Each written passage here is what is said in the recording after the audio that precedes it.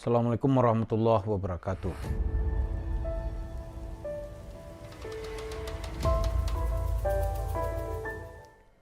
Salah satu pertanyaan yang sering diajukan dalam kajian agama yang dibuat oleh Syekh Mansur itu, apakah ada yang namanya keajaiban?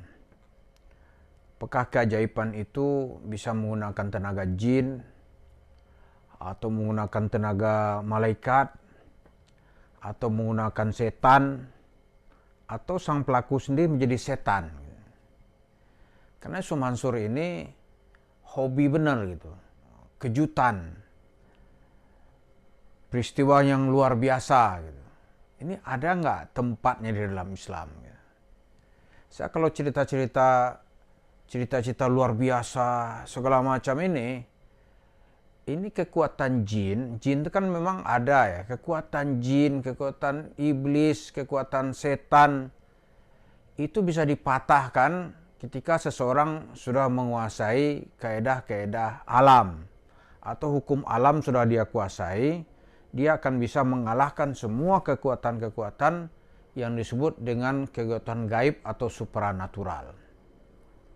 Itu patokan kita. Dulu ketika Amerika berperang dengan Irak, ya sekitar tahun 1990, drama perang itu kan berkelanjutan sampai nanti Saddam Hussein dikalahkan pada tahun 2003. Para Prode itu ya segala cara dipakai oleh Irak. Bagaimana dia berkeinginan melumpuhkan kapal induk Amerika di Teluk Persia, tepatnya di Selat Hormuz. Oleh petinggi-petinggi Irak saat itu digunakan kekuatan jin. Bagaimana jin ini nih bisa dikerahkan untuk menyerang kapal induk Amerika.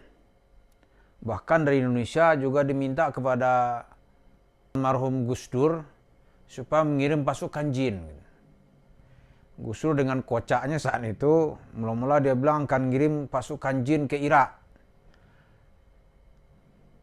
Tapi apa? Ketika terdesak-desak wartawan, Gus Dur dengan enteng bilang, jinnya kiai-kiai di Jawa ini nggak bisa nyebrang lautan. Kalau nyebrang lautan, ilmunya langsung hilang. Udah, dan kita ketawa hilang lah cerita itu. Kemudian jin Baghdad, yang dikelola oleh grupnya Saddam Hussein ini, ingin menyerang kapal induk dengan cara merusak sistem transmisi dan komputer. Tapi begitu katanya nih, saya kan nggak bisa memverifikasi, begitu dikirim, ternyata jin itu nggak ngerti komputer gitu. Sehingga begitu di dalam kapal induk itu dia pelengak-pelongo gitu. Akhirnya balik pulang. Maaf yang mulia, Fakhamatur Rais, nggak bisa kami. Gitu. Karena kode-kode komputer atau password komputer nggak bisa dikuasai oleh jin. Walhasil gagallah Saddam Hussein mau mengalahkan Amerika melalui pasukan jin. Kalau Amerika menanggapi cerita itu, dia ketawa-ketawa aja. Lah membuka komputer aja jin nggak bisa. Katanya. Bagaimana mengalahkan kami? Jadi para pemirsa, kekuatan-kekuatan gaib, apakah itu jin, setan itu akan lumpuh seketika ketika orang menguasai kaedah-kaedah alam. Atau tabiat alam ini bisa dikuasai, maka di saat itu jin nggak ada arti apa-apa. Misalnya setan, ada orang katanya tahan peluru, ditembak gitu. Kalau pelurunya peluru yang benar, mana ada peluru itu nolak-nolak nih manusianya pakai jin ya? Nggak ada. Langsung aja disikat sama dia, mati itu. Nah, dicerita kembali kepada cerita Syekh Mansur, amazing. Sengaja luar biasa dia minta ke Allah itu, aja omong kosong aja. Pasti nggak bisa dibuktikan. Terus Nabi mendapat luar biasa, yaitu Nabi. Nabi itu tidak setiap saat dia tuh dikasih oleh Allah kejadian yang luar biasa. Ada hal-hal yang mendesak gitu. Untuk mengalahkan lawan-lawannya. Tapi Nabi itu bukan untuk cari duit. Bukan untuk cari duit Nabi itu. Oh, dia berdoa kepada Allah kasih duit ya Allah. Nggak ada dalam sejarah Nabi, nggak ada kita lihat. Nabi itu ketika menghadapi tantangan orang kafir, dia itu minta kepada Allah supaya dia jangan dikalahkan, diturunkan wahyu, diturunkan malaikat. Misalnya dalam perang Uhud gitu. Oh, Allah menurunkan berapa ribu malaikat. Dalam perang Badar, Allah turunkan malaikat-malaikat gitu untuk mengalahkan orang-orang kafir Quraisy di saat itu. Tapi bukan untuk cari duit, dan itu tidak setiap saat. Perjuangan dunia Nabi tetap ada. Bahkan Nabi itu terluka. Pelipisnya itu kena sabetan pedang. Luka. Kalau Nabi, kalaulah tidak ada perjuangan dalam menegakkan Islam, Nabi kan doa-doa aja gitu. Ini enggak. Nabi juga terluka. Terus ketika Nabi terdesak, sahabat-sahabatnya banyak yang belum makan, mau kelaparan gitu. Nabi hanya menaruh jari di tengah makanan, makanan itu habis-habis dimakan oleh semua sahabatnya. Dan semua yang hadir di saat itu tuh. Itu iya. Ada lagi amazing untuk menyelamatkan nyawa. Contohnya apa? Itu pada tahun 2018, saya punya kawan namanya, saya sebutnya Dimas gitu.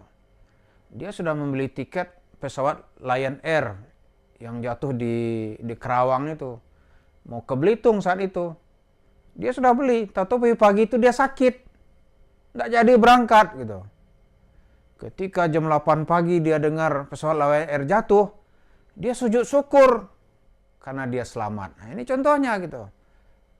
Ada dan banyak cerita-cerita lain bagaimana orang diselamatkan oleh Allah.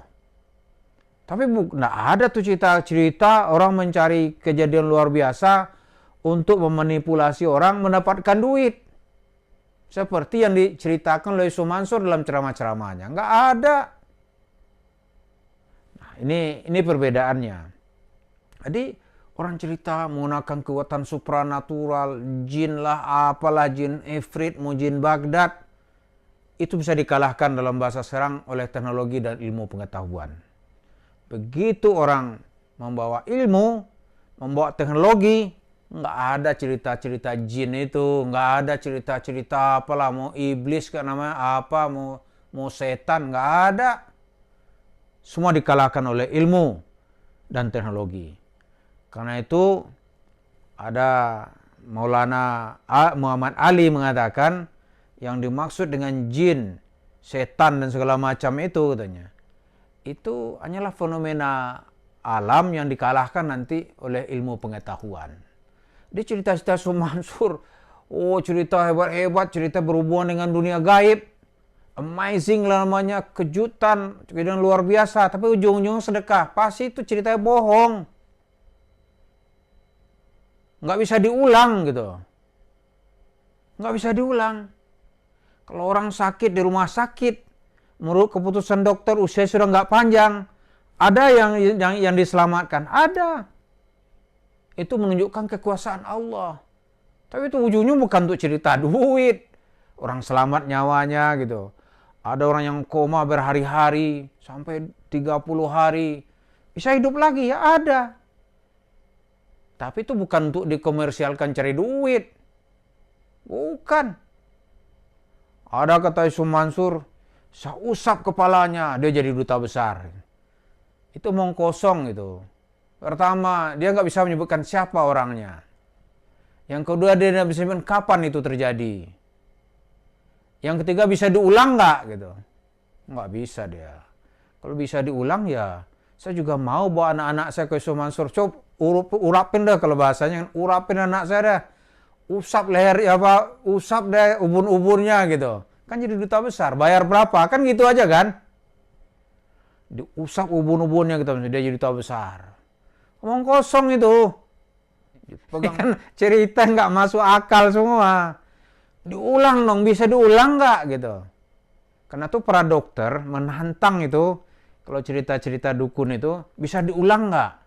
Umumnya nggak bisa diulang. Dukun-dukun kelemahannya ketika berhubungan dengan dokter, dia tidak bisa menyembuhkan penyakit yang sama berulang-ulang.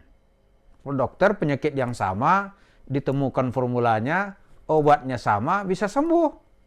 Orang berulang-ulang bisa sembuh gitu.